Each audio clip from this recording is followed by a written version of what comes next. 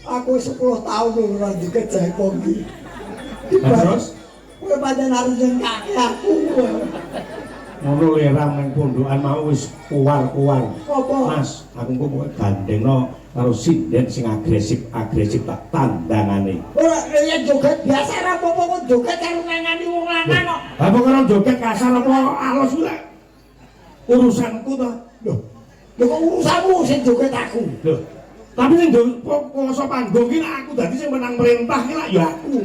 Nek opo merentaku ya jotosi wong barang kowe. Ora, yo tak cukup joget ana panggung. Isih sepisan lah kowe tak du kejaba karo Mbak Lucy Draman, kowe tak gathungke karo Pipit Andriani. Ayo. Ayo Pipit. Pipit iki sedih. Nah. Lah iki malah pabrik gaji, lah nang bolone bos gaji iki malah pabrik gaji. Iki Pak Minto iki ora kleru to. Ya, kenapa? Kaya ngene kok Pipit iki. Lho, lah ya napa? Ya pancen jenenge Pipit. Iki burung hantu iki. Pipit iki cilik ngene kok. Pipit. Wah, lho kuwi jegok. Gogok, Ya kuku. patok, Mbak. Dalang ki lek ngerti pengertian ning kene kuwi adoh saka Semarang tekan kene lemu laju kok kene pirang jam hawane mung nelak mulu tak golekke iki sing megung-megung. Nah, ngono lho, Mbak. Iya, Mbak. Ya cukup gembes apa-apa. Hei! Lah kok tenggi. Kok gawange tenggi ora mari nglae plepoken. Sampeyan ngerti istimewane iki. Iki ra mung diombe, Nah, napa? Niku lho. dislulupi. Nah, niku lho. Oh ya sok Ewan jenjing. nyelulupi kowe sok kalap aku. Ya, kok wong ngopo? Wong kok bodho wedi duwe bojo lemu iki jane ngopo? Lah dalem wong wadon gedhe lemu kuwi multifungsi. Nah, kan wong loro ra duwe dhuwit bojomu sesasi ra mbok ngono ya panggah gedhe. Iya. Nek jajal lo dadi manten karo iki sasi ndoro asma kowe. Kenapa? Tiban ngene. Ya carane to. Lah sampean heeh. Ah, lah yo. Oh ya. Ora kok sik bobotmu ki piro? Nah, nyapa tekon bobot iki? Yo, yen bobot ra entuk beratmu piro? Lah, Pipit ki lho aku roh timbangane ning kono mah nimbang awak ya rek ya panyo. Nggih. Iku lho 45 moan. Lho, rumah ngomong 45. 45 iki ental lho, Pak De. 45 bandule dhuwur sewidak 5, bakange 70. Timbangane ngono mau jenenge. Dicotal kuwi mau, Pak De. Ojo aja pipit. Lah napa? Pot. Pit ki cilik iki pot. Terus dalange pet. Nek apa wae disyukuri ya, Nduk. Nggih. Apapun pemberian Tuhan harus selalu disyukuri. Nah, Nggih, Sing Mbak. penting ayo coba to. Lah jenengan Pak nggih mbah to. Yo Om. Omblong.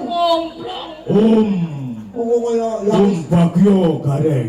ya wis sakarmu ning undang sing penting atimu cepet ngajeni wong tuwa. Nggih, Mbak. Dijaga kesehatan. Nggih. Wah, jangan. Adek, iki masya gedine kaya kula. Tapi nggih energi lemah gemulai. Lah, Oleh coba Mbak nyanyi Lucy, rayunan. oleh Mbak Lucy joget nyek lah iki lemah gemulai. Walaupun besar. Iki ora lemah dimulai, iki lemah lempung.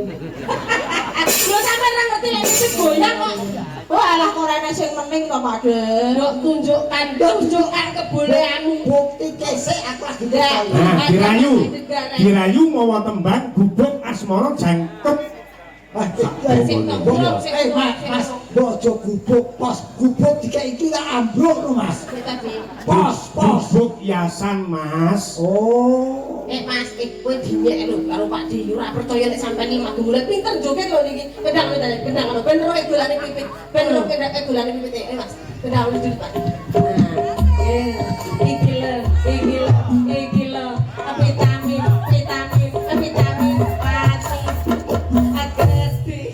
Piye wis. Padahal padha Aku ora mati goyangane. Aku mati. Kowe ora tau ngrasake to, gareng? Getarane 6,5 skala liter. Padahal ora kali dalem. Padha gak. Iki beda iki. Lah Iki iya. kanggo senret-senret sithik. Jangan melihat lihatlah kelebihannya. Oh, lihatlah. Ya lebih ya ning bokongku lho. goyang iso megar-mingkuk. Lah, lek sing ning omah apa iso ngono? Ya kae mengker tok. Coba iki rung goyangane tipis ya, Sing tipis Mas, coba sing tipis Mas. Tipis. Dudono iki. Ada pundi kula? Ada pundi? Madhep kono ikan to. Nggih. Anu malu-malu rumah. Lho. Aja. Sembarang ya. Ya. Terus kedut nyonya ngarep ya.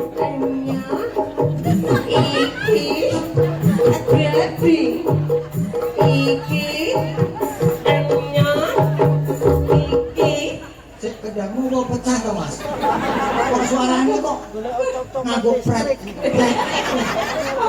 Lha itu kok pret. Kuwi lho tambahan alat musik. Kuwi sing apik nek bibir sik brat. Kuwi krungune elusi iki lek digoyangi nganggo kendang to. Sok.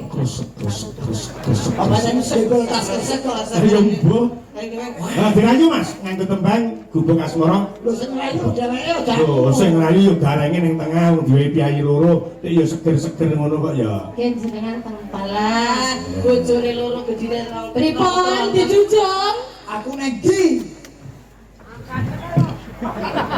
Pipit. Lah pripun? Aku diselip bis malam. Lek bojo cilik kuwi do sing seret. Lah wong Pakde kok sadu bokong wis monting arep nyemplung kontrak. Ning alon bojo awake cilik bojone loro gede-gede iki bojo tuwa apa ngono. Biyen ki rikala cingi nonton aku nang panggung ki pergi-pergi lho. Saiki merongkol. Kuwi kan Kok kalian kelas 5 SD apa, Dek? Ayo saiki bodine kok ngene iki. Nggih disebul. padahal garwane ning omah dhewe. Badan apa jenengan? Hah? Badan apa? Arep sulup. Lah mopet-mepet ngoten mboten genah. Jare kon kula mati lho. Ah, Wah, berarti kula riyen. Pipit lemu. Iya. Langane kok sak pupu. iya. Nibani anu.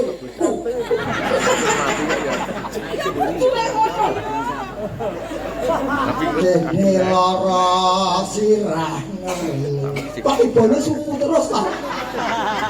Ada ibone apa tadi? Ibone apa bekas marah iki? Bojong. Nyingkar. Nek ben digandrung karo Pak. Aku ora ngono gandeng. Aku wedok nyang aku sing gandrung kok wedok. Oh, jenengan digandreng iki. Nggih, kula gandreng mawon kesane ndang. Gandrung kok gandrung. Lah kesuwen kok jenengan kok.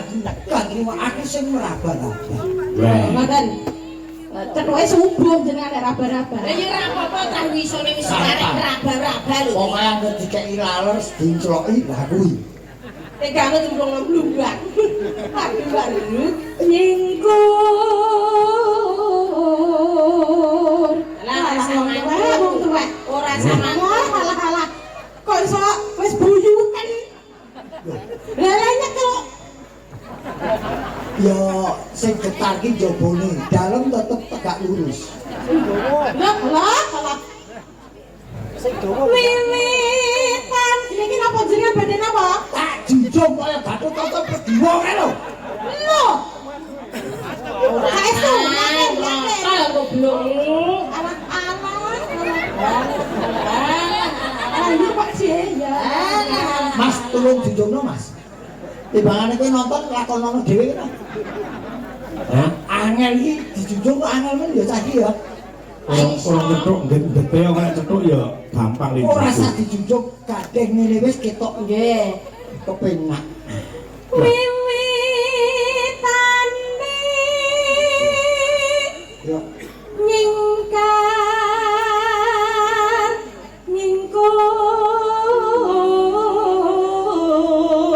nyingkur. Sandi sing kakung.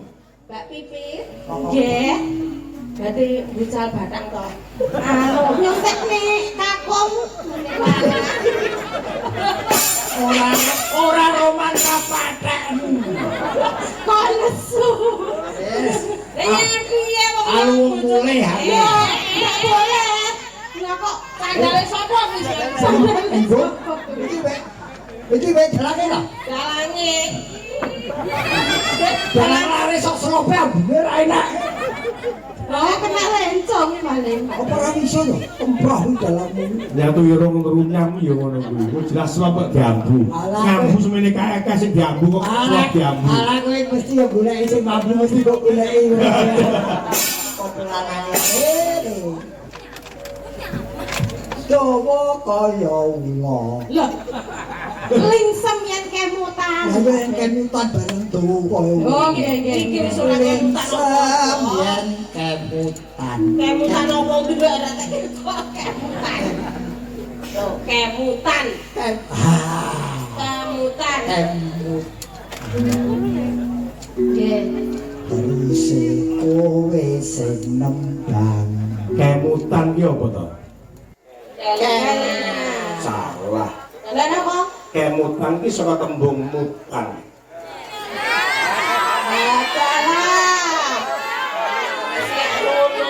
Jalan ki anggere Ya ta.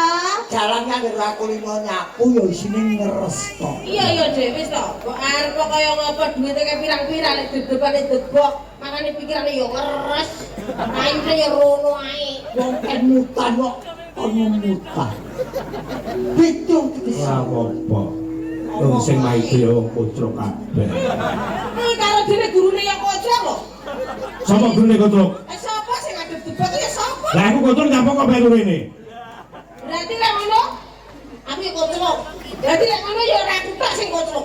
Ya goyo-goyo kocrok jeneng wong kocrok kok ditutke. Ayo ngono sing nanggap ya kotrok. Lah nek wong kotrok kok ditanggap. Yo gak ngono. Bijaksana lho, Pak Dek. Dek. Kersa iki bijaksana ngerti Justru wong Pak kok Nardi disami. iki Pak Nardi iki ngumpulke wong kotrok-kotrok supaya mari kotroke. Mandare kaya nemen. Lho sing mari kotroke iki awake dhewe. Ning enek urung mari wis mati ya enek. Ora melu-melu aku. Aku jadi pribadi. Ya.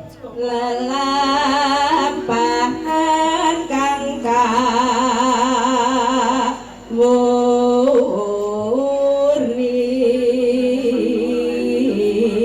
kawuri. Delok TV petam apa? 70 ini kebak awakmu kok. Nggih kok bledos niku lek di Zoom. Tresno tulus nadyan engko bek Uncali gedang. Koncone kek geger iso ngono. nggih Aja napa niku aja diganggu. Iki lagi nolak. bos alah Ya, napa Mas Gareng tembange diaturke. Yuk dados. yen liwat aku kelingan kupedae yen tak ngerere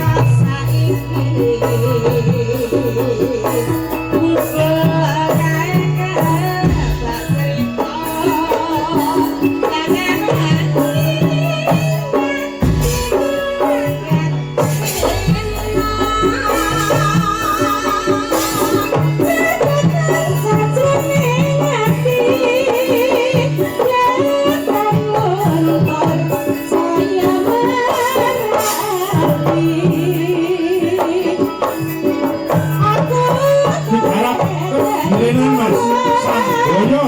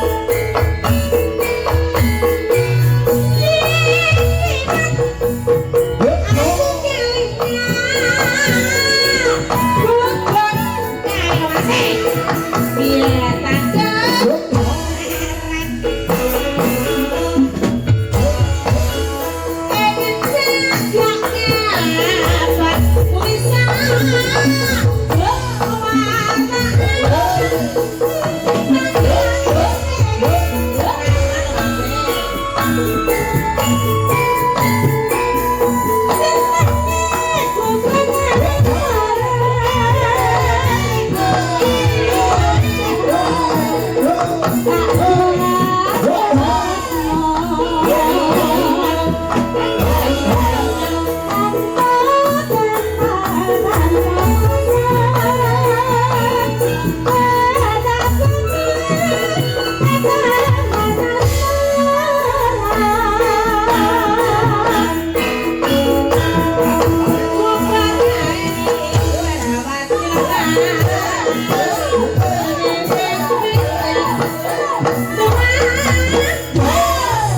kênh Ghiền Mì Gõ để không bỏ lỡ